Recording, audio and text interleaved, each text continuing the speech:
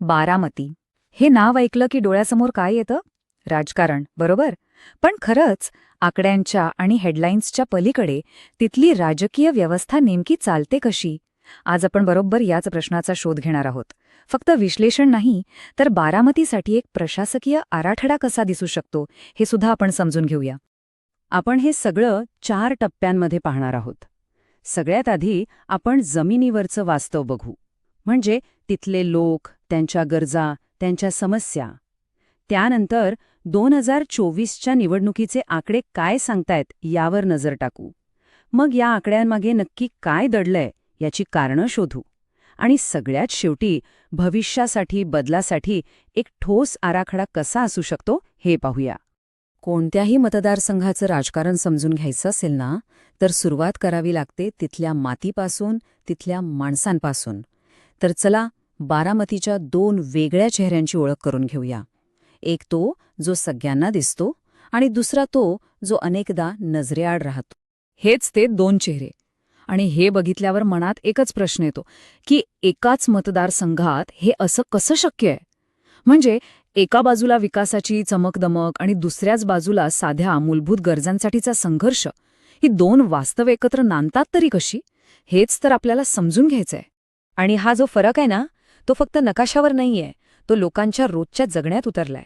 विचार करा, एका बाजूला साखर कारखान्यांमुळे आलेली सुबत्ता आणि तिथूनच काही किलोमीटर अंतरावर भोर, वेल, पुरंदर सारखे तालुके, जिथे लोकांना आजही पिण्याच्या पाण्यासाठी अक्षरशः वणवण करावी लागते. प्रश्न हाच आहे की विकासाची ही गंगा सगळीकडे सारखी का नाही पोचली? 50 वर्ष आम्ही फक्त पाण्याची वाट पाहतोय, हे फक्त शब्द नाहीत, ही एका पिढीने दुसऱ्या पिढीकडे सोपवलेली एक वेदना आहे.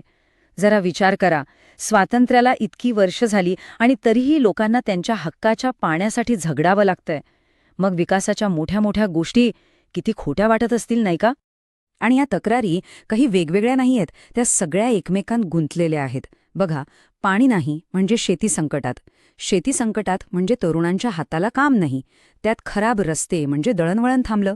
हे फक्त विकासाचे मुद्दे नाहीयेत, हे थेट मानवी प्रतिष्ठेशी जोडलेले प्रश्न आहेत. आपलं संविधान प्रत्येक नागरिकाला सन्मानाने जगण्याचा हक्क देतं आणि या मूलभूत गरजांची पूर्तता हा त्या सन्मानाचाच भाग आहे. जेव्हा हे होत नाही तेव्हा एक असं दुष्टचक्र तयार होतं, जे लोकांचा व्यवस्थेवरचा विश्वासच काढून घेतं. बरं, तर जमिनीवरची परिस्थिती अशी आहे. लोकांच्या मनात इतक्या तक्रारी आहेत, इतका असंतोष आहे. मग प्रश्न असा आहे की या सगळ्याचा प्रतिबिंब निवडणुकीच्या निकालात दिसतं का? चला 2024चे आकडे तपासूया आणि बघूया मतदारांनी नक्की कौल दिला तरी कुणाला. तर हे आहेत 2024चे आकडे.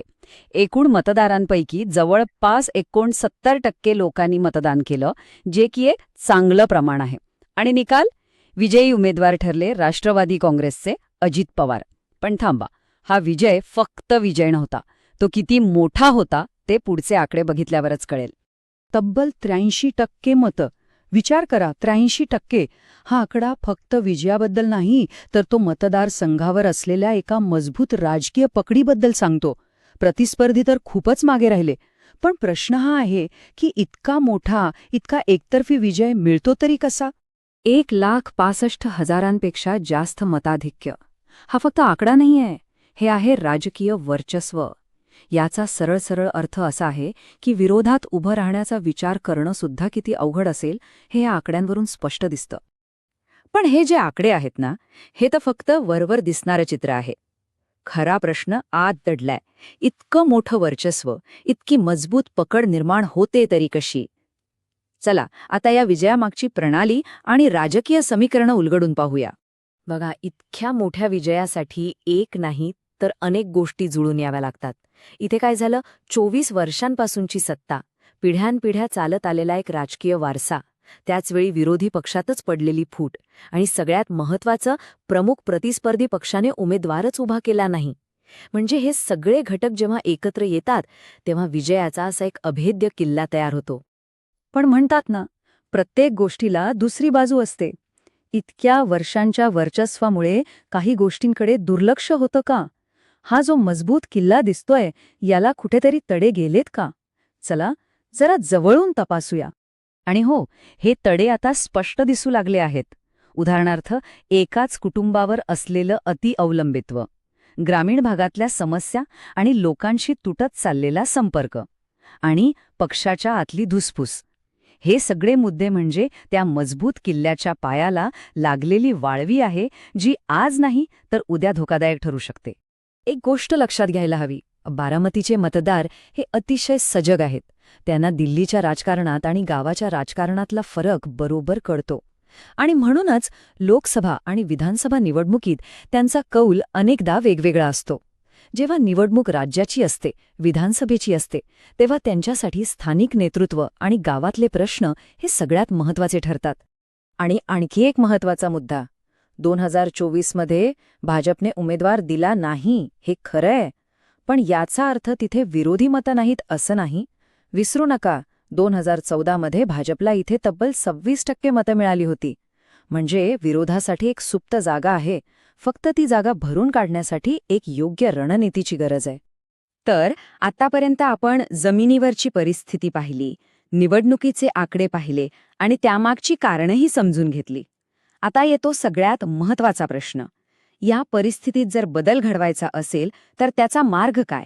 चला आता एका संभाव्य आराखड्यावर, एका ब्लूप्रिंटवर नजर टाकूया. या आराखड्याला आपण चतुर्मुख सिद्धांत म्हणू शकतो. याचे 4 मुख्य स्तंभ आहेत. पहिला, लोकांच्या मूळ प्रश्नांवर लक्ष केंद्रित करा. पाणी, दुष्काळ, शेती. दुसरा, वाढत्या शहरी भागांच्या गरजा पूर्ण करा. रस्ते, स्वच्छता, पायाभूत सुविधा. तिसरा, नवीन पिढीशी जोडून घ्या. तरुणांना नोकरी आणि समाजाला आर्थिक विकासाचा मार्ग दाखवा. आणि चौथा, एक पर्यायी कथानक तयार करा, पण ते तथ्यांच्या आणि आकड्यांच्या आधारावर. अपूर्ण आश्वासनांना पुराव्यांशी समोर आणा. इथेच जबाबदार सार्वजनिक संवादाची भूमिका येते. लोकांकडून माहिती घेताना किंवा त्यांना माहिती देताना त्यांच्या गोपनीयतेचा आणि संमतीचा आदर करणं हे भारताच्या DPDP कायद्यानुसार आवश्यक आहे. लोकांचा विश्वास जिंकण्यासाठी हे अत्यंत महत्त्वाचं आहे. पण अशी रणनीती राबवण्यासाठी एक योग्य चेहराही लागतो. आणि तो चेहरा कसा असावा? कुठल्या तरी मोठ्या राजकीय घराण्यातला नाही, तर तो असावा तळागाळातील समर्थक. म्हणजे एखादा स्थानिक नेता, जसं की गावचा सरपंच, ज्याची प्रतिमा स्वच्छ आहे, ज्याची मुळं त्या दुर्लक्षित भागात खोलवर रुजलेली आहेत आणि ज्याला सामान्य माणसाच्या समस्यांची खरी जाण आहे. आणि हे सगळं करण्यासाठी लागते एक शिस्तबद्ध योजना, एक 90 दिवसांची विक्ट्री लॅडर. पहिल्या 30 दिवसांत काय करायचं? फक्त लोकांमध्ये फिरा, त्यांचं ऐकून घ्या आणि शक्य तिथे तात्काळ मदत करा, जसं की पाण्याचे टँकर. पुढच्या 30 दिवसांत लोकांच्या समस्यांवर आधारित एक स्पष्ट संदेश तयार करा आणि लोकांना एकत्र आणा. आणि शेवटच्या 30 दिवसांत आपला उमेदवार लोकांसमोर आणा आणि बदलासाठीचं आवाहन अधिक तीव्र करा. हा पूर्णपणे प्रशासन केंद्रित आणि लोकाभिमुख मार्ग आहे. तर एकूण चित्र अगदी स्पष्ट आहे. एका बाजूला आहे दशकांचा वारसा आणि 83% मतांनी बांधलेला एक मजबूत अभेद्य किल्ला, आणि दुसऱ्या बाजूला आहेत त्या किल्ल्याच्या पायाला लागलेले तडे, म्हणजेच पाण्यासारखं न सुटलेलं संकट, ग्रामीण भागाशी तुटलेला संपर्क आणि मतदारांमध्ये वाढणारा थकवा. आणि म्हणूनच शेवटी एकच प्रश्न उरतो. जेव्हा जमीन बदलासाठी तहानलेली असते, तेव्हा केवळ सत्तेचा वारसा तिची तहान भागवू शकतो का? या प्रश्नाचं उत्तरच बारामतीचं आणि कदाचित महाराष्ट्राच्या राजकारणाचेही भविष्य ठरवेल. जर तुम्हाला लोकाभिमुख नेते बनायचे असेल आणि तुमच्या मतदारसंघाचा विकास करायचा असेल, तर blueprintstrategies.ai शी mgr@blueprintstrategies.ai वर संपर्क साधा किंवा 080042041602 वर कॉल करा. राजकारणापलीकडचा उद्देश.